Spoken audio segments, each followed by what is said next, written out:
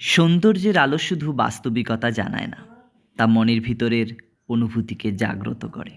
হ্যাঁ, সত্যি তাই। সৌন্দর্যকে এত নিখুঁত, এত সুন্দরভাবে ব্যাখ্যা দিতে একজন মানুষই পারেন। তিনি হলেন আমাদের সকলের প্রিয় রবীন্দ্রনাথ ঠাকুর। হ্যাঁ, বিশ্বকবি রবীন্দ্রনাথ ঠাকুর। মানুষটি সৌন্দর্যকে এত সুন্দরভাবে ব্যাখ্যা দিয়েছেন, সেটা হয়তো আমাদের কল্পনার অতীত। সত্যি তাই, বিভিন্নভাবে, বিভিন্ন রকমভাবে, অর্থাৎ বিভিন্ন রূপে তিনি সৌন্দর্যকে ব্যাখ্যা করেছেন। যাই হোক, আমরা খুব গর্বিত যে এমন একজন মানুষ যে দেশে জন্মগ্রহণ করেছেন, আমরা সে দেশের নাগরিক। আর যে শহরে জন্মগ্রহণ করেছেন, সেই শহর আমাদের খুব কাছের, খুবই ঘনিষ্ঠ সম্পর্ক এই শহরের সঙ্গে আমাদের। সেই শহর হলো কলকাতা। আর এই এত সুন্দর যে সৌন্দর্যকে ব্যাখ্যা দিয়েছেন, সত্যি এই সৌন্দর্য আমাদের, যেহেতু তিনি কলকাতার মানুষ, ইভেন কলকাতা মানেই বলতে পারেন যে ভারতবর্ষ মানেই হিন্দুদের যেহেতু সংখ্যাটা বেশি, তো সুতরাং হিন্দু মানেই বিয়ের যে বিয়ের সাজ মানেই কলকা, মানে বিশেষ করে বাঙালিদের কলকা তো থাকবেই। তো এই বাঙালিদের যে কলকা, বিয়ের অনুষ্ঠানে কলকা, সেই কলকা যদি একজন ব্রাইডের কপালে না থাকে, তাহলে কিন্তু কোথাও যেন অসম্পূর্ণ মনে হয়, কোথাও যেন সম্পূর্ণ লাগে না। আর যখনই একজন ব্রাইডের কপালে কলকা আঁকা হয়, তখনই কেন জানি না অদ্ভুত ভালো লাগে দেখতে সেই ব্রাইডকে। ব্রাইডের সৌন্দর্য যেন অনেক গুণ বেড়ে যায়।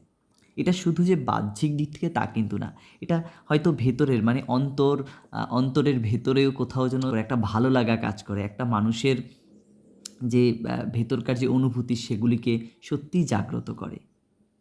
তো আজকের যে ভিডিও, সেই ভিডিওতে আমি এমনই একটা কলকা তোমাদের দেখাচ্ছি। তোমরা নিশ্চয়ই দেখতে পাচ্ছ, কলকাটা হলো গাল কলকা। অর্থাৎ আমাদের বাঙালি, বিশেষ করে হিন্দু বাঙালি যারা রয়েছি, তাদের ক্ষেত্রে কিন্তু এই যে প্রথাটা চালু আছে যে বিয়ের কনেকে গালে কলকা বা কপালে কলকা পরাতে হয়।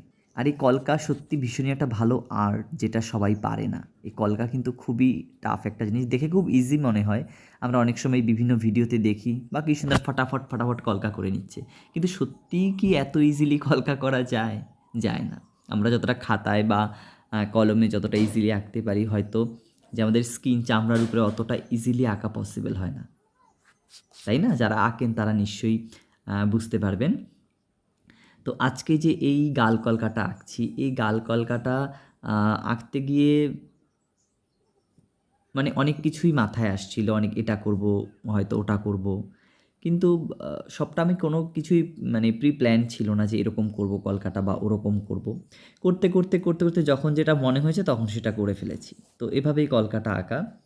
আর কলকাটা আঁকতে হুট করেই বসেছি আজকে দুপুরবেলায়। আমার সেরকম কোনো কাজ ছিল না, তো বসেই আছি। হঠাৎ করে মনে হলো অনেক দিন ভিডিও দেওয়া হয় না, তো যেই ভাবা সেই কাজ। সঙ্গে সঙ্গে বসে বললাম কলকা আঁকতে। তো এই তোমাদের জন্য কলকাটা এঁকেছি। তোমরা সবাই অবশ্যই জানাবে কলকাটা কেমন হয়েছে। আর যদি ভালো লেগে থাকে তাহলে অবশ্যই আমার পেজটাকে ফলো করবে। আর আমার একটা চ্যানেল আছে, সেই মানে ইউটিউব চ্যানেল আছে, সেই চ্যানেলের নাম হলো প্রেম হোক যখন তখন। যদি তোমরা চাও আমার সেই চ্যানেলটাকেও ভিজিট করতে পারো। সেই চ্যানেলে বিভিন্ন ধরনের কন্টেন্টের উপরে ভিডিও পাবে। তো একবার তোমরা ঘুরে দেখতে পারো এটা, আমার চ্যানেলটা। আর আরেকটা কথা বলবো যে অবশ্যই তোমরা আমার পাশে এতদিন ছিলে, এখনও আছো জানি, ভবিষ্যতেও থাকবে সেটাও জানি। যাই হোক, এভাবেই ভালোবাসা দিতে থেকো, আর তোমাদের কাছ থেকে ভালোবাসা পেতে থাকবো, আর আমি এরকম ভিডিও দিতে থাকবো। হ্যাঁ, তোমাদের যাই হোক, আর তোমরা কিন্তু অবশ্যই কমেন্ট করবে কেমন হয়েছে, বুঝলে? অ্যাকচুয়ালি কমেন্ট করলে কোথাও যেন একটা ভালো লাগা, একটা কোথাও ভীষণই ভালো লাগে যে না, মানুষ পছন্দ করছে। যদিও হ্যাঁ, অনেকেই আমার কমেন্ট করে বলো তোমরা পছন্দ করছো, তো তার জন্যই আমার এই কলকা করা। তো যাই হোক, আলটিমেটলি আমার কলকা করা কমপ্লিট। এবার তোমরা কমেন্টে জানাও কেমন হয়েছে। চলো আজকে তাহলে এখানেই, টাটা, ভালো থেকো সবাই।